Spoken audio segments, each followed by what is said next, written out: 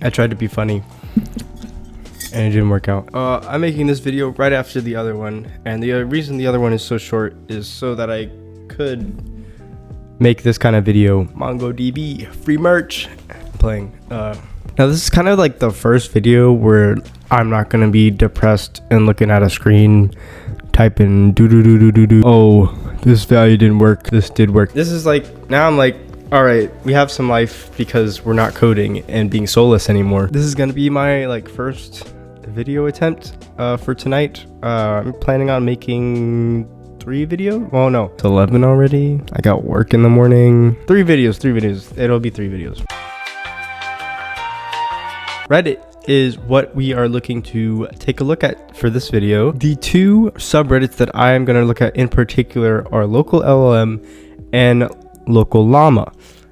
These 2 in particular are obviously because, if you do not know and you're new here, my startup revolves around local models. And what prompted me to make this video was I had originally posted 2 questions to the local LLM subreddit. Now, contrary to what you may see on these screens, I posted this question on my phone, which I'm signed into a different Reddit account from my PC. I don't know why, I just am, and I never thought to change it. It didn't really matter, but these 2 were posted from me. My reasoning for posting these questions was I kind of just still wanted to know a little bit more about who am I actually targeting and marketing this towards. And I'm finding out it's not these people. What I'm finding out is that for a lot of people that I've spoken with in real life, is that in their day job, they either aren't allowed to use AI because of privacy reasons, or just personally, they would like to know that when they're chatting with this chat app, it's not collecting everything it knows about them.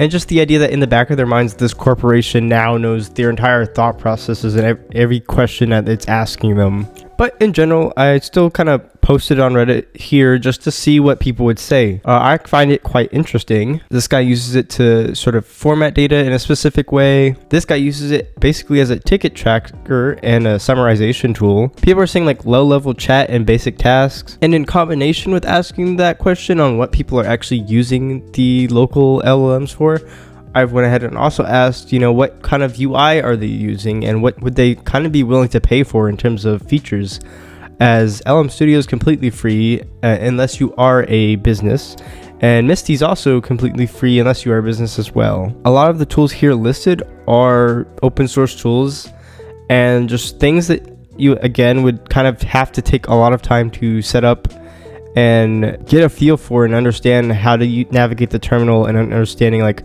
Python libraries and follow instructions on a YouTube video, which I guess initially makes sense as this kind of subreddit's just tech and nerdy people like myself. So then it kind of just does come down to, am I making this app for the people or am I making this app for corporations? Because as of right now, the way it stands, these tools are free and they're great, they're good. Unless you are a business and you are making money using these tools, then these tools are charging the businesses rather than the people. And I guess it's just not a format that I'm particularly used to. I know that Nautica has a bit more of an actual use case because everyone needs notes and everyone wants privacy. People don't always want privacy with just a regular chat app. I know for most people, basic things like, let's say on ChatGPT, how do I keep my plants alive?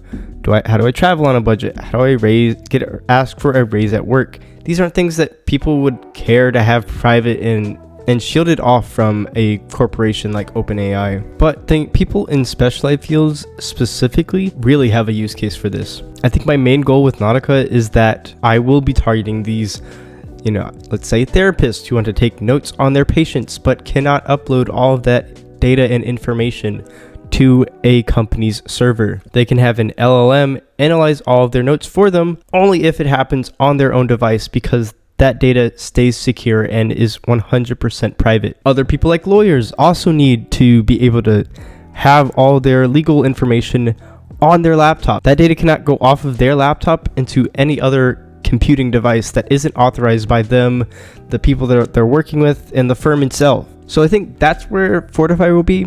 I will say the companies like LM Studio and Misty are kind of making it a bit confusing on how I should be pricing things. There's just tons and tons of people asking questions about AI privacy and the concerns for it. And there's also been many articles that have been published about it. I think that it is a concern and that we as the people should be pushing these companies towards actively taking a stand against collecting all of our data. I completely agree with this person on Reddit. I see people using AI chatbots for personal finance, legal advice, even mental health support, basically feeding it everything about our lives. This is 100% true, and it was even 100% true before AI came out. Facebook, Google, Amazon, all collecting anything and everything about you as a person. Amazon knows your shopping habits, what you're into. Google knows how you think and asking questions. And even more so, now with Google's Gemini, they're not only just collecting information and data about how you think, they're collecting information and data about your livelihood.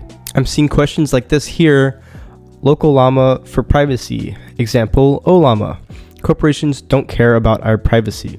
This is true, but then again, you're kind of relying on people to be a little bit tech savvy to use this kind of tool. I thought the whole point with AI was so that anyone can use technology and it would be easier.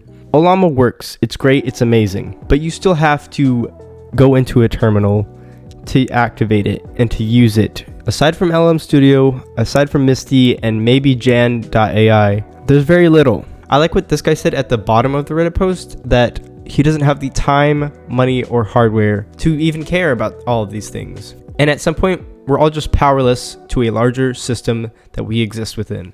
I'm hoping that Fortify and Glyph will stick around and something good will happen of it, because while I can't do much right now about the hardware issues regarding AI, I can help out with the time and money aspect of gaining back some privacy and being able to use these futuristic tools. Continuing looking through some of these, I'm scrolling around and I found this guy talking about how DuckDuckGo allows you to chat with several LLMs anonymously. And when you go to duck.ai, I guess this is DuckDuckGo's version of privacy, since DuckDuckGo is in general a more private search engine, but you're not truly private. It says here, free and private chats anonymized by us. I don't disagree that your chats could be anonymized. It's free probably, but the conflicting thing here is no AI training on your conversations. That statement is just blatantly wrong if you are using ChatGPT and Claude. If we give it a try, sure, we can enter in a chat and look throughout these models. I'll dig a little bit more into their actual privacy agreements, but just off of first looks, GPT-4o Mini, O3 Mini, Claude 3, Haiku, Mistral, and especially Llama 3.3. These are all using an API endpoint that probably leads back to their servers, their training data. If you as a writer are writing a specific piece for a story or a poem, that news article that you wrote or that story that you wrote is now being fed to an AI to be reproduced and spit back out again in various different ways. I think I love AI and it's great, but there are some major downsides with it. Number one being privacy. Obviously, everyone should have the right to privacy. But number two, it is indeed just grabbing everything that humans have created and reproducing it for everyone to use. So the value of individual workers kind of decreases a little bit in a sense. But let's check out their terms and privacy policy. And sure enough, within the privacy terms policy itself, the models accessible through duck.ai are subject to the model provider's usage policies. The model's usage policies could mean that if you use this model, any information you feed it will be used to train the next model, or perhaps just as bad, sold to other companies. I somewhat see a potential business idea here, and to be able to solve an issue that I think a lot of people have a concern with. I think that AI has already been taking off and it's just going to go even further and there's no stopping it. I think you should be able to use AI, and you should be able to use AI without having your data being used to create another AI just for that AI to then replace a human. I think everyone should be able to use AI as a tool rather than a replacement. I think that's pretty much it for me looking at Reddit. I just kind of wanted to talk about it because it is kind of a concern that I'm wasting my time working on something that won't actually make me any money. But at the same time, I still do think this is a genuine issue that a lot of people are having and would like to have solved. Despite me complaining and despite my concerns with everything that I'm doing, I still am going to continue. At the very least, it's just a giant learning opportunity for me and let's say I get laid off in the next few months, I have a pretty cool project to show the next company that I apply for. That pretty much wraps it up for this video. Thank you so much for watching. If you're new here, click that subscribe button. Take a look at some of the other videos. I am doing a day-by-day building of a local AI chat app. But yeah, see you tomorrow.